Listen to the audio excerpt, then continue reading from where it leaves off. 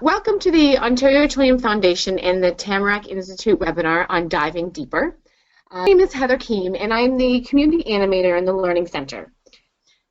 I would like to introduce Doug from the Ontario Trillium Foundation. Tamarack Institute and the Trillium Foundation are working together to help build collective impact capacity within the Ontario Trillium Foundation grantees as well as in the community at large. So, Doug, I'll pass it over to you. So just so you know, Heather, I'm actually having some technical difficulties seeing that it keeps crashing on me. I can see it and then it crashes, but so that's okay. As long as I've got hard copies so I can follow along, as long as we know where we're at, okay? So thank you everybody for being on the call today. We're really excited to partner with Tamarack on our collective impact work here at Trillium, which is new for us. For those that know us, you may know that this is a fairly new initiative for us, or new body of work, and we are learning as we go along with Tamarack, who's been an amazing partner. So we're very excited. So what I want to do today is just give you a very high-level overview of what it is that we do here at Trillium with respect to collective impact, and then pass it over to the content experts, and encourage you, if you do have further questions about our approach to collective impact, please call us or go to our website and we can have one-on-one conversations. So first of all, who we are. As you can see on the slide, we are an agency of the provincial government. Our mission is to build healthy and vibrant communities, and we make investments in a number of different streams and what we call action areas that are outcomes-based. As you can see there, we make a number of grants per year. We have over $100 million per year that we invest in communities, and collective impact is one of them. So if we can go to the next slide, that would be great. So we, as I said, collective impact is one of a number of investment streams that we have. It is new to us. And it is effectively, you people that are on the phone, frankly, probably know more about collective impact than I do, but our investment is really here to support initiatives that bring together like-minded stakeholders on to address complex problems in Ontario communities. Again, I think by virtue of being on the call, you probably know quite a bit about collective impact, but that's our approach, which differs somewhat from our approach with our other streams of funding. This are kind of large intractable issues in communities that we're looking to change. We have three stages within the collective impact. We have three stages within our collective impact. As you can see on the screen there, define the impact, organize for impact, and deliver impact. If we can go to the next slide, I'll touch base on these individually. So define the impact. This is our early stage work where we will invest up to $30,000 for up to 18 months. In this stage, we're really looking to clearly articulate and define the issues, to start helping organizations develop their theory of change. It certainly doesn't have to be baked. This is really an exploration stage. This is an opportunity to convene stakeholders, make sure appropriate community residents are participating, and go through a process of identifying who isn't at the table. You can start in this stage to build out your evidence, define your leadership, and really put in the foundational pieces to move forward. A lot of what we've seen in our early stage funding in this has really been researching, is there an issue? So that's stage one. If we can go to the next slide, is what we call organizing for impact. So this is just as it says. This is really, okay, you've identified that there is something that you want to work on, and this is our next stage in helping you get organized so that you can actually implement down the road. So it is funding for up to $75,000 per year for up to 2 years. And it's important to note, too, that we have no issue with organizations. We've, in fact, had some that have actually received stage one twice because we realize that it's not a straight line in going from stage one to stage two, that collective impact can be messy and there's stops and starts, and so we kind of allow for that flexibility. But when we get to stage two, we call it organized for impact, and this is really when you are confirming a number of the things that you start to explore in stage one, which is your common agenda, building out the theory of change. By the end of this, we had hoped that your theory of change is fairly well developed, or is developed. In this, with your cross-sectoral partners, you're developing kind of a collective work plan, a governance model, the backbone support structure, which you're going to talk about today. And this one is where you're going to build out your shared measurement system and evaluation plan. And also your communication plan. So this is really the nuts and bolts. This is the building of the plan and all of the details that you need in order to implement. And then if we can go to the next slide, finally stage 3, that's delivering. That's effectively implementation. For us, it's up to $500,000 per year for up to 5 years. We recognize that this is, again, complex work that changes. It is adaptive. It is iterative in its nature. And so the monitoring of these investments integrates lessons learned, adapting plans. This is all kind of an ongoing process through the stage 3. What I can tell you is we have not actually made a stage 3 investment yet. We have a number of stage 1 and stage 2, but we have some that we think are getting reasonably close to stage 3. If we can go to the next slide, please. So just a quick snapshot of some of the issues that we are working on that you can see. It's just a little, I think, what do they call these, wordles? Those are some of the issues. It doesn't mean that we will necessarily move forward with all these, but these are early stage investments in different topics that we've made. In some of these topics, we've actually made more than one investment in different parts of the province. We're kind of working through what that might mean right now. But you can see that the kinds of things that we're investing in that align with our model of investment, or what it is that we're trying to invest in, not just with collective impact, but with all of our funding. And finally, if we can go to the last slide, this is my last slide.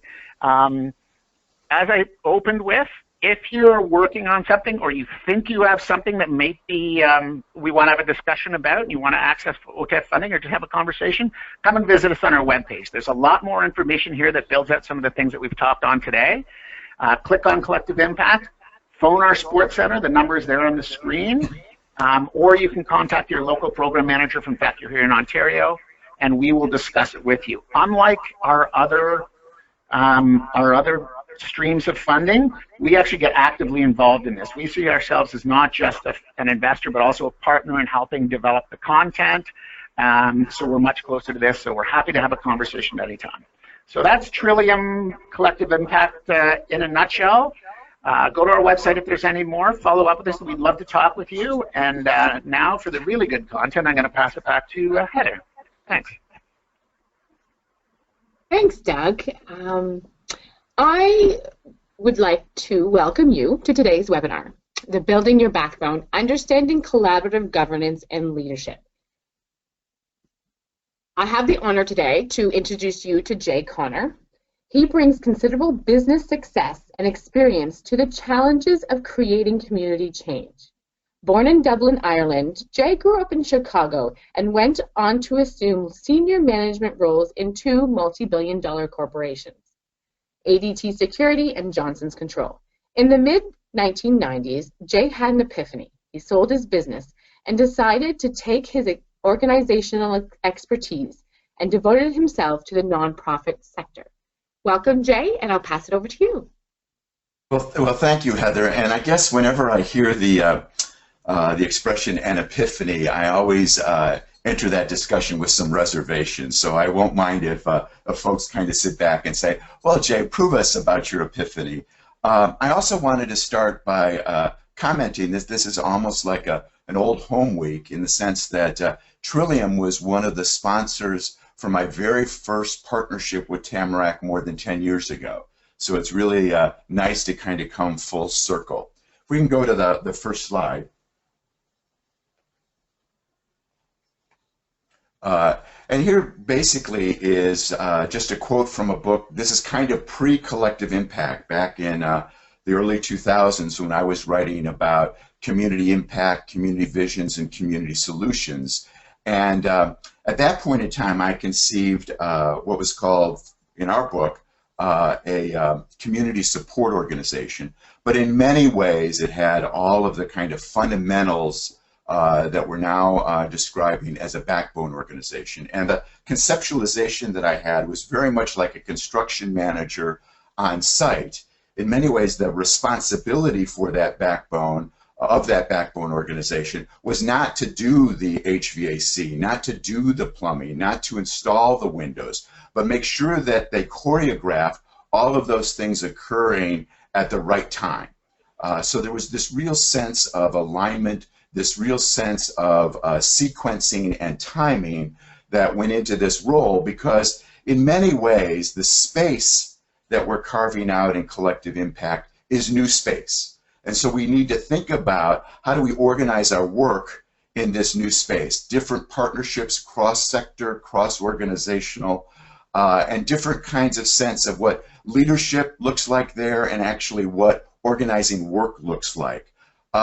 As this is probably an important point, the goals that I have for our brief talk today is, even though the series is called Deep Dive, I don't really want to do a granular kind of tearing apart, what we've learned about community support organization and backbones. I really want to spend the bulk of my time, and I think this is of value to folks that might just be starting out or have been involved in strengthening their support for collective impact over the last several years, is I really want to spend some time on first principles. What are the real core kind of first ideas, first values that we need to make sure are incorporated in our backbone or support work that'll allow us to continue to move the process forward. So as we move to the next slide,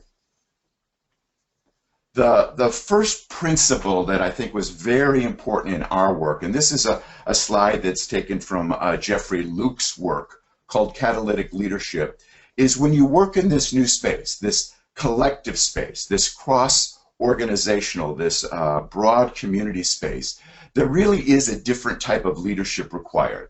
And on the left-hand side is the type of leadership that most of the books that you'll find on Amazon or in the old days back in Barnes & Noble or whatever, when you were looking for leadership, about 90 to 95% of those books were really talking about that organizational leadership, that hierarchical sense, that sense of taking in charge, that fiduciary responsibility internally, focused internally, in many ways vertically into the organization. In community, in collective impact, we really have to have a much different conceptualization of leadership. And this leadership is, community leadership. It really is, instead of focusing on the top of a pyramid, it really is focused on the circle, the inter-organization. How are we connecting all of the people, all of the organizations to this work? Instead of taking charge, it's not about taking charge. It really is about providing the catalyst for people to become on that same page, to get a sense of alignment to what is the work that we're doing. It again is not about the right answer. It really is about the right question. What do we need to accomplish this? What are our measures going to be? What are our outcomes going to look like? What are the implications of those outcomes? Those are all the compelling questions that we need to ask in community, as opposed to saying, all right, this is the one way to do it. This is our strategy. We're going to move forward with this. And that gets us, I think, to the next two points, and that is, in an organizational sense, even when we talk about going out and getting community buy-in, if you will, we really are just talking to the community about, here's what we're going to do. Is that okay with you? In collective impact, we really need to share that sense of ownership of the task and the goal with the community, because no matter how good our backbone organization is or how big our circle is that we alone can't get that work done, because fundamentally it's about changing behaviors across the board in our community. So that ownership has to be on the part of the community. If, for example, the Roundtable in Hamilton or Tamarack or Trillium said, okay, we're going to fix poverty, that gives the rest of the community permission to fold their arms and say, okay, fine, let us know when you're done. When you open that to that ownership of the community, there's a real sense that we all have to be galvanized by that work and have a gravitational pull that helps us understand what it is that we can contribute to getting to the goal. And that really is that last fundamental difference between collective impact, support organizations, and kind of the traditional organizational structure. This is not about strategies and binders that collect dust on the credenza. It really is, if you are in a backbone organization, you need to own and you need to transfer that sense of ownership for the accountability to these outcomes.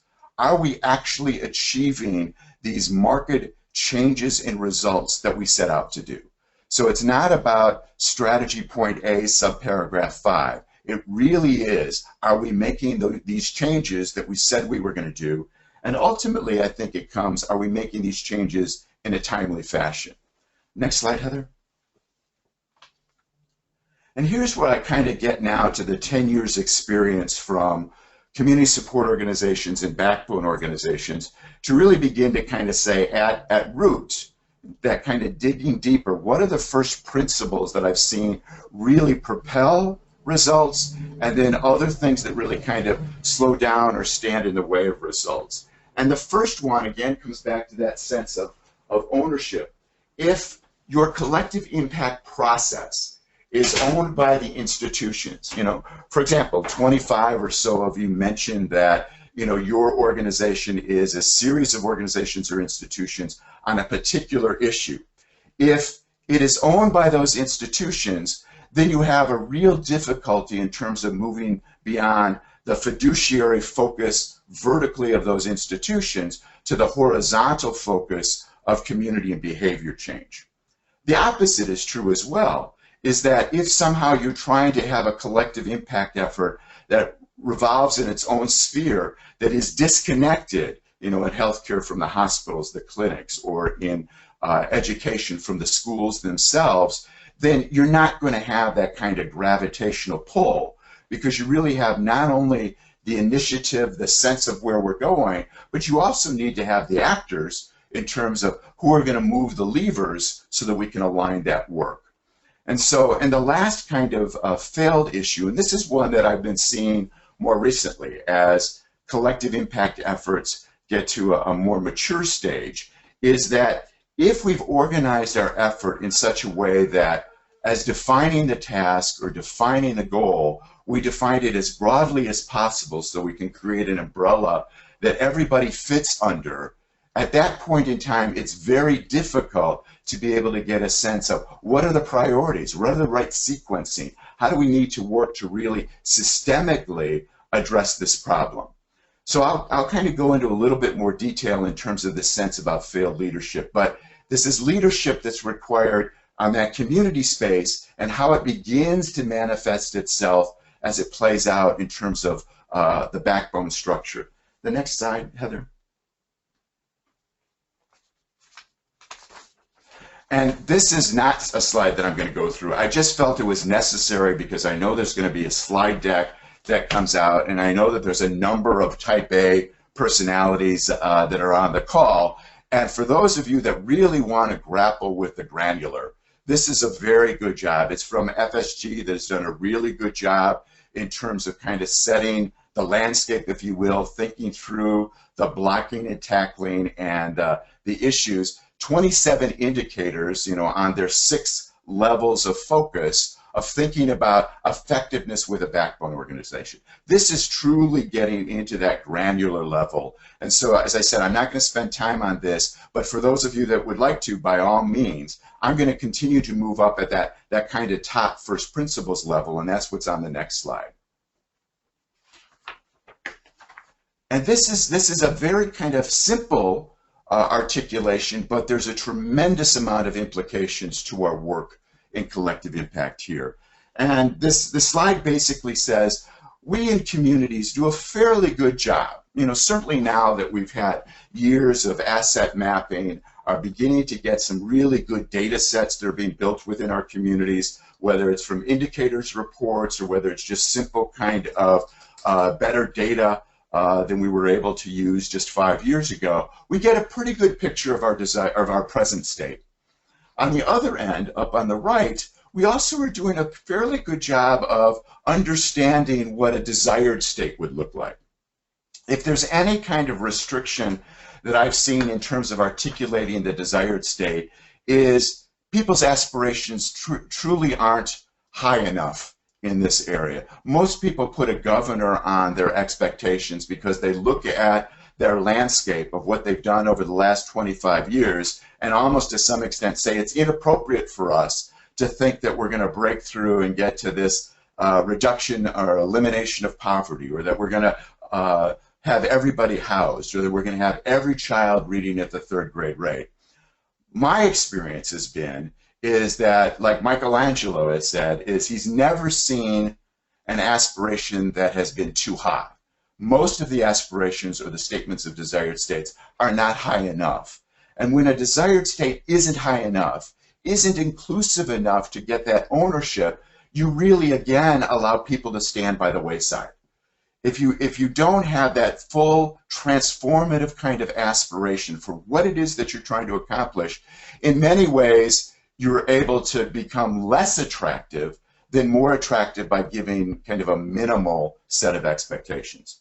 But the most fundamental, and perhaps the slide, the concept, if you will, that we'll be spending a fair amount of time over the next several slides on, is the sense that if you know your present state, if you come together and get a good sense of your shared desire state, the irony is then community after community, Kingston, Ontario, Waterloo, Regina, Calgary, Utah, Southern California, in those communities, oftentimes what we see happen is people come together and get very energized, very excited about this articulation of the desired state, but then they go back to their own operation and work as if the way they always have. They've worked with their same structure, their same processes, and their same measures. And, you know, that's pretty much Einstein's definition of insanity. If you want to get to that desired state, you fundamentally have to change your structure, process, and measures. And I remember, 10 years ago, in that first kind of meeting that we had with Tamarack, when the issue was collaboration. And that was the silver bullet. That was what the funders were seeing as the breakthrough concept.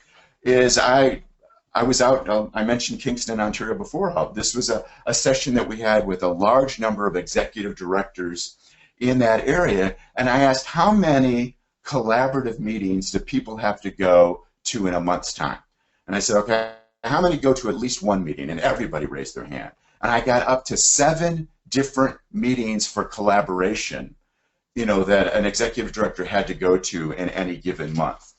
If you're going to 7 different meetings about getting to a desired state, you're not changing your structure, process, and measures 7 different times. You basically are getting under a different funding spigot.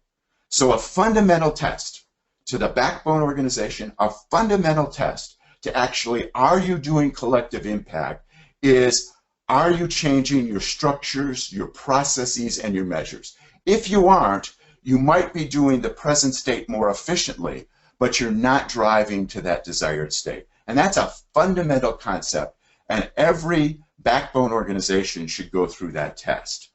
Let's go to the next slide, Heather. And here is how I try to describe the map, if you will, in terms of what that backbone organization's roles and responsibilities are. And there's the vertical axis that I've talked about before, and that's getting down into specific actions. It could be defined by specific organizations. It could be defined by specific initiatives. For example, in Erie, Pennsylvania, they have 5 action teams from early childhood to success in school, to careers, to livable wage, to successfully reorganizing and reorienting the workforce. So they've kind of described that they had 5 different areas of structure, process, and indicators that they had to change if they were going to get to this ultimate community outcome. So I've seen communities that have only 1 action team, and I've seen, I think 4 is probably the limit, if you will.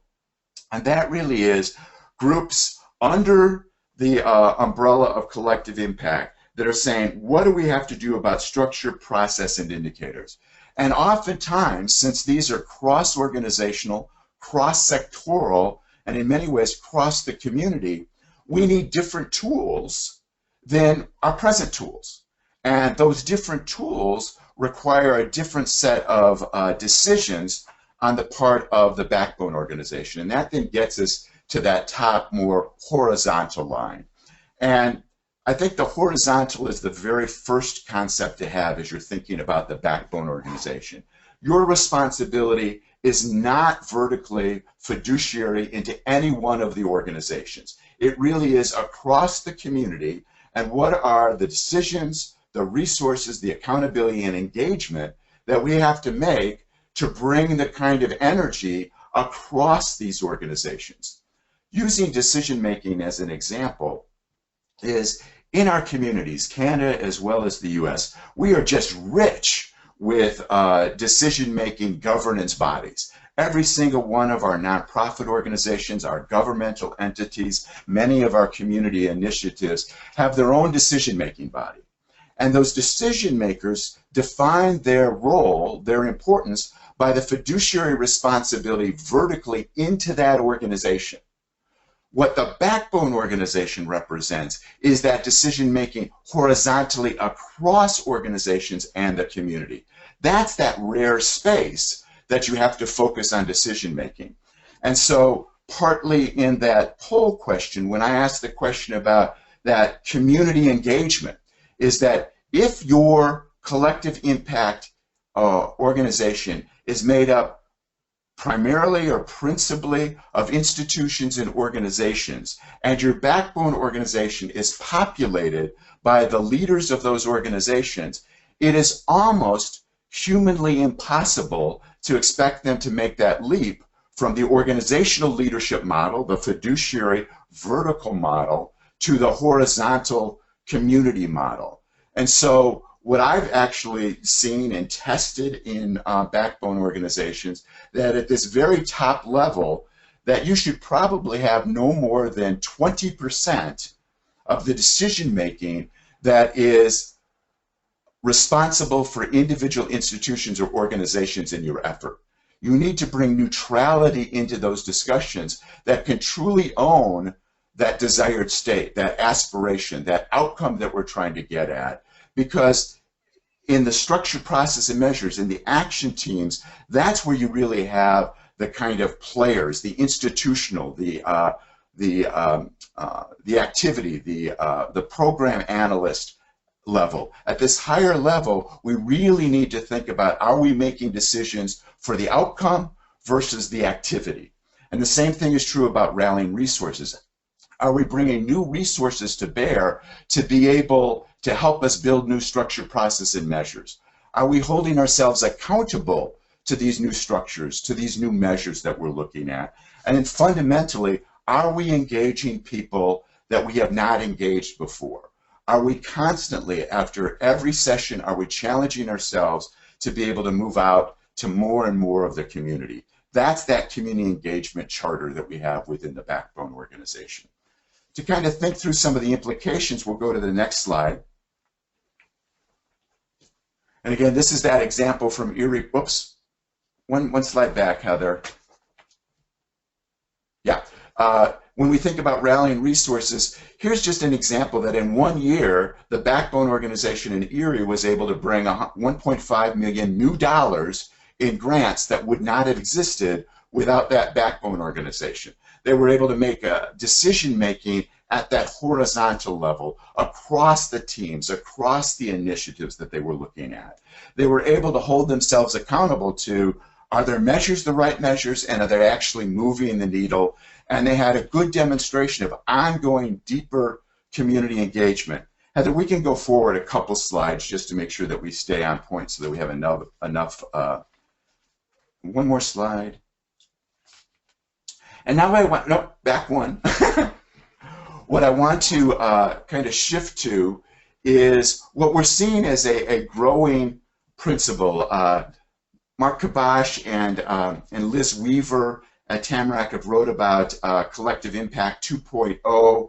this is kind of my sense in terms of what I'm seeing in terms of moving to the future, is that it builds from those concepts that we've talked about before. It's the sense of trying to think about what is that outcome that can drive and give benefit to multiple efforts within our community. That if we achieve this one outcome, that we can actually improve a whole set of outcomes. So let's go down to the next couple slides to kind of unpack that a little bit. Is that the characteristics of this outcome is that it isn't dependent on prior outcomes. So for example, in a number of our work across action teams, we would be seeing that folks would be saying, well, we can't really move fundamentally forward because this issue hasn't been solved. So we need to think about what are those issues that stand on their own, that can really be moved independent, but then, the second point makes, that move other outcomes along with it, that have this kind of stickiness, this gravitational pull that brings other outcomes with them across spheres, education, economy, health, or criminal justice. We're also now, because of being where we are in the life cycle of collective impact, we're far enough down the path. We're doing this in parallel with some really great technology developments, is we in communities can actually ask to have rigor, proven results, not something that we think works or not something that sounds like a strategy that should work just because we know human dynamics, but actually have documented proof. I think across the board in the type of areas that we're working with right now, we are finding that the leaders that have come before us, that we can stand on their shoulders and actually point to proof before we start implementing measures and strategies. The next one is that we really start to focus on significance. This again goes back to that aspiration, desired state comment that I made before, is we really can move the needle on significant things. And that's, I think, some of the charter that we have to hold for ourselves in that backbone organization, that we're not moving at the margins, that we really are moving significant body of work, because it's that movement, that success, that creates that gravitational pull for others to join us. And the next point on the characteristics is that we need speed. We need to focus on things that we know are going to move rapidly, that this isn't about intergenerational change. It could certainly have implications for intergenerational change, but those outcomes we need to be talking in terms of months and years to success rather than generations. That doesn't mean that we take the eye off the ball, but in many times by focusing on months and years, we're going to have a much stronger impact on that intergenerational change as well. A little bit additional on Keystone outcomes. Heather, the next slide.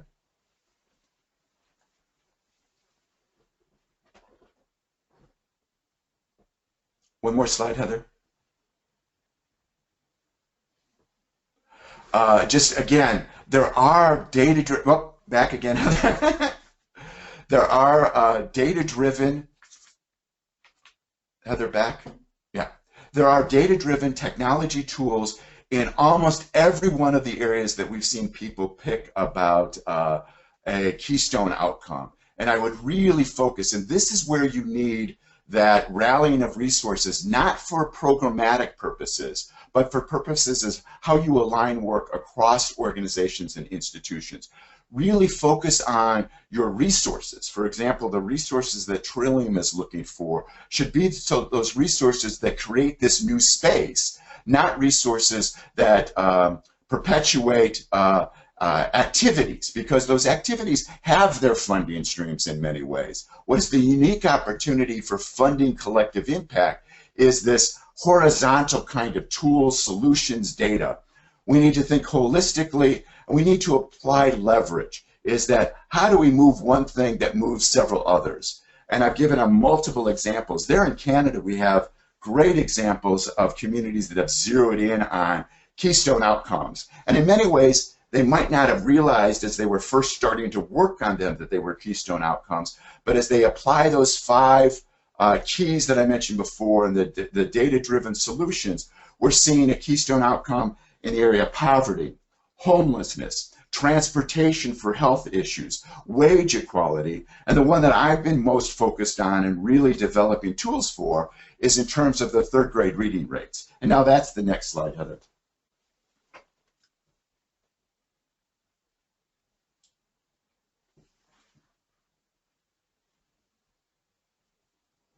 Heather, there we go.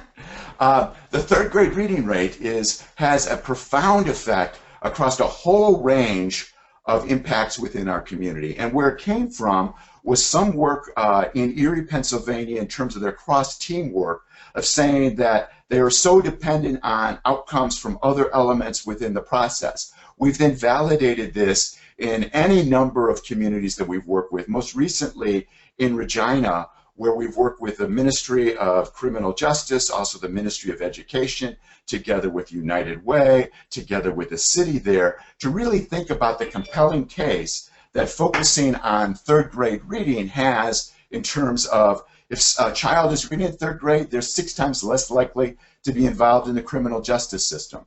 The cost, the remediation, the retention costs of education go down tremendously. Instead of paying for failure for children to achieve, we now are creating resources to propel children, which increases the opportunity for STEM, high school graduation rates, stronger economic trends, and it truly does break that cycle of poverty. So third grade reading rate is a really good example of that keystone outcome that has multiple resilient effects. But it isn't the only example. As I mentioned, many communities are already working on other keystone outcomes. But you should have this map, if you will, as kind of a test. All right, if X is the outcome that we're zeroing in on, is our keystone, is our prime mover, what are the residual effects? And that then gives you insight to the things that you can measure.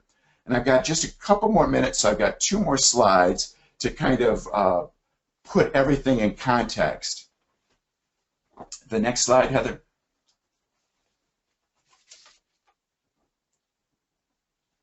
And the first slide that I want to do is just remind folks that as we're working on these multiple issues, this goes well beyond our traditional view of the social society. It really goes to the fact that many of the kind of changes that we're talking about, the kind of results, the kind of outcomes that we're talking about, create a tremendous power for the economic engine within our community that attracts much broader players, much different players than we might have had at our tables before. For example, we had a collective impact third grade reading summit in Regina a couple weeks ago, and there were folks at the United Way table that had never gone to a United Way collective impact event before.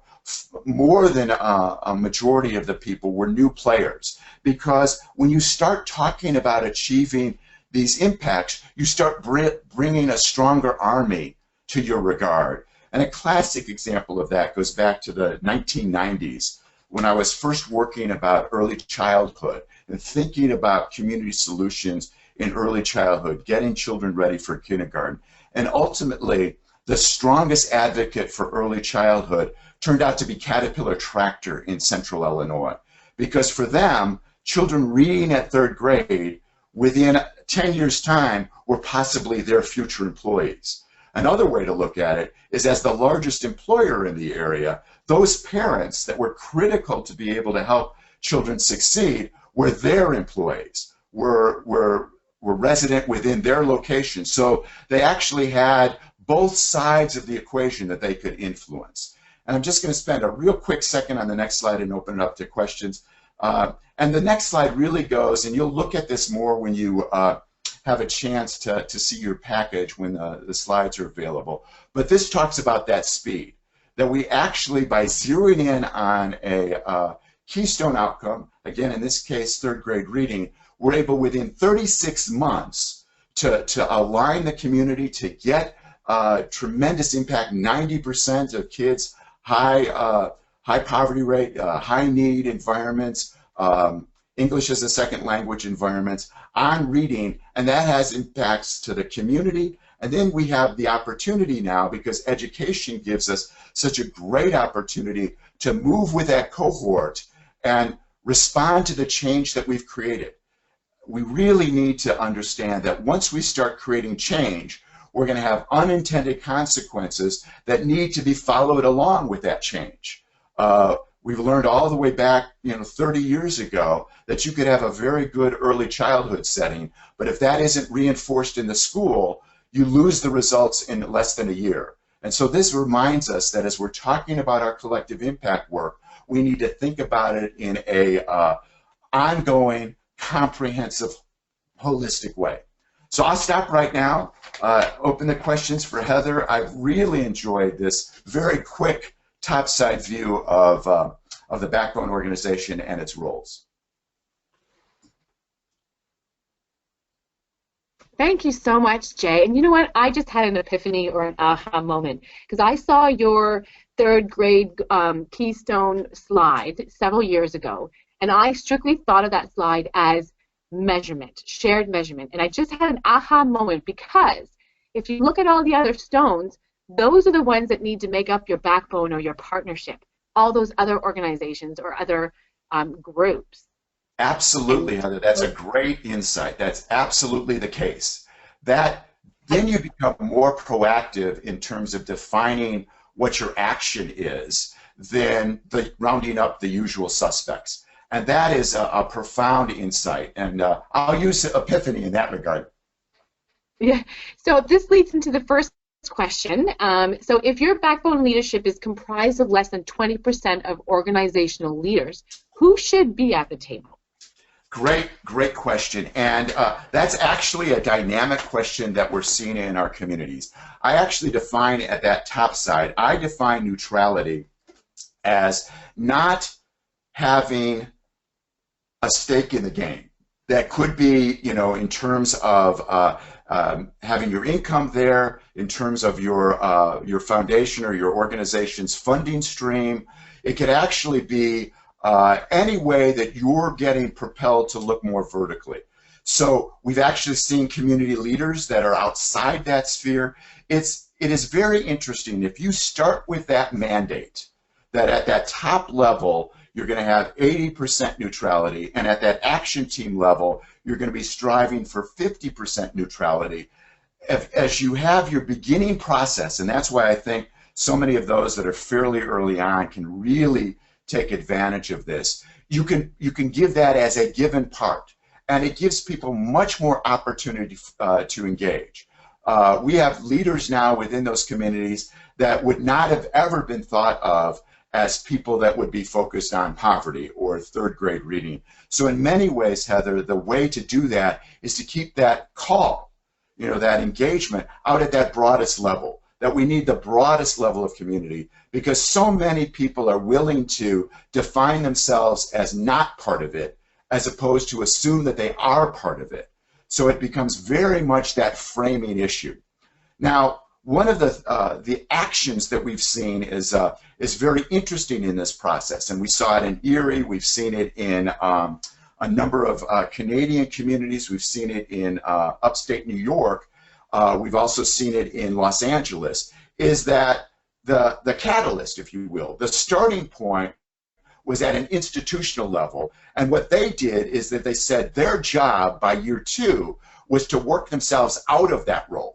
So to some extent, having the institutional leaders at that starting point is not a bad thing. It really is intentionally now, how do we move ourselves out and move this more neutral resource in? And that can be a very interesting, and that's why I think that these become more frameworks, first principles, in terms of how do we get there, as opposed to sins that we've already created and now we can't do anything about. Mm-hmm. Yeah, and also I find that is having those who have a bit of decision power within their organizations too, and having community members, those with lived experience, having a very variety of people at the table is also beneficial.